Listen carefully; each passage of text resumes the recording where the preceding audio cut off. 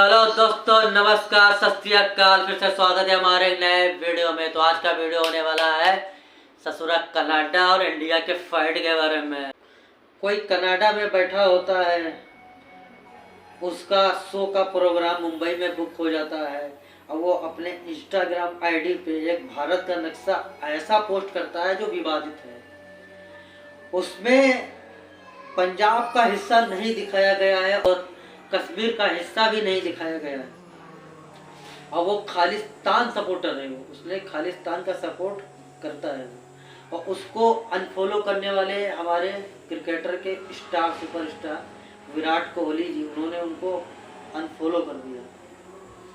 भैया, खालिस्तान की अगर कोई अच्छी मांग हो तो हम लोग मान लेते।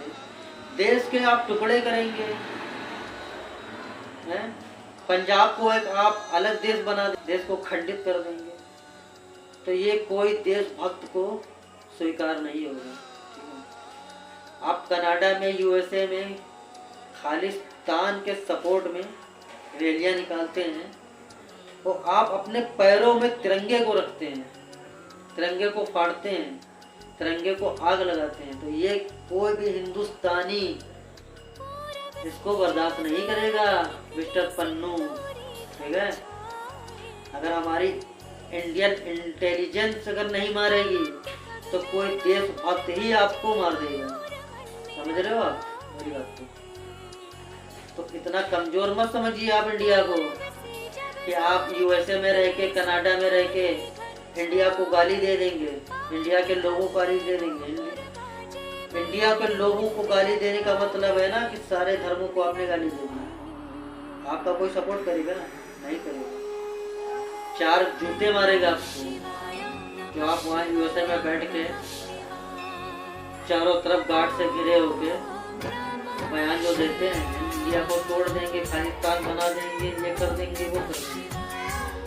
तो भैया, अगर आपको खालिस्तान बनाना है अगर पंजाब से, तो आप शुरुआत पाकिस्तान से क्यों नहीं करते? क्योंकि पंजाब का 80% हिस्सा तो पाकिस्तान के पास है, पाकिस्तान पंजाब। आप उसकी शुरुआत वहां से करिए, इंडिया के जो लोग हैं आपका समर्थन कर देंगे। सीधी सी बात है।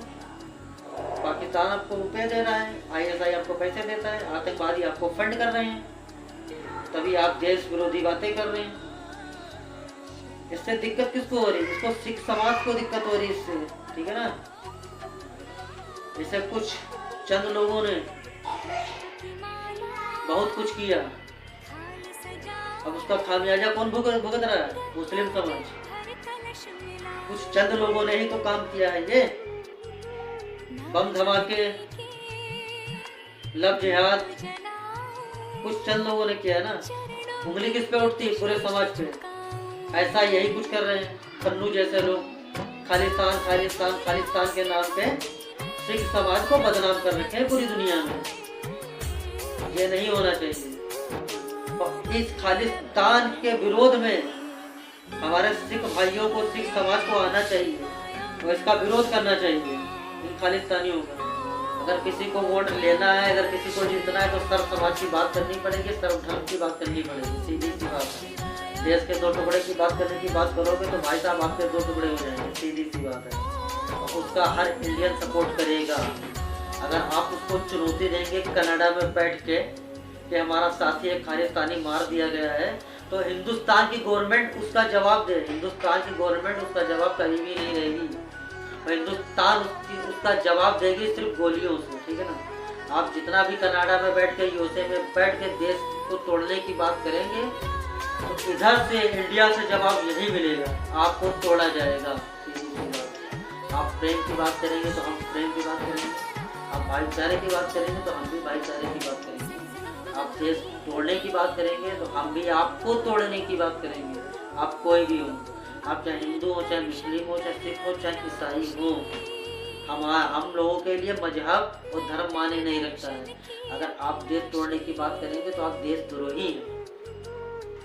तो हम हिंदुस्तानियों के लिए आप सिख नहीं हैं, आप हिंदू नहीं हैं, सिख नहीं, समाज नहीं।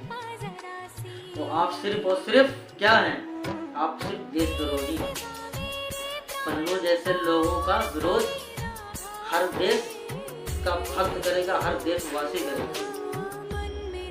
तो आप लोगों से ये अपील है, ये अगर आपको कोई डिमांड रखनी है तो आप सही तरीके से डिमांड और सही डिमांड रखिए। देश तोड़ने की भैया को डिमांड नहीं होती है। पंजाब को आपको डेवलप करना है ना, तो आप पंजाब के लिए बजट मांगिए ना भाई साहब, बीजेपी से। आप अलग देश की बात कर देंगे क्या? ये तो कोई बात नहीं है। पंजाब के लिए अगर अलग कोई फंड चाहिए आपको सरकार से, तो आप उसकी डिमांड करिए, आपको बजट देगा। अगर आपको बजट नहीं दे रही गवर्नमेंट, तो आप उसका विरोध करिए। आप तो खालिस्तान के नाम पे जो है ना देश के टुकड़े करने की बात कर रहे हैं, तो वो कोई नहीं मानेगा भाई, वो डिमांड ही कोई नहीं करेगा। देश के दो टुकड़े कौन कर देगा? कोई कर देगा? आप पाकिस्तान से बोलिए कि भैया हमें आपका एक हिस्सा चाहिए, आपको दे देगा? नहीं देगा, कोई नहीं देगा। आप जहाँ कनाडा में बैठे हैं ना, कनाडा वालों से कहिए तो वो भी नहीं देगा। 70% जीडीपी किससे चल रही है? पंजाब से चल रही है ना, कनाडा की। फिर भी कनाडा वाला वो पूरे हक आपको नहीं देगा जो आपको इंडिया दे रहा है। फिर भी आप इंडिया का विरोध कर रहे हैं, इंडिया को तोड़ने की बात कर रहे हैं।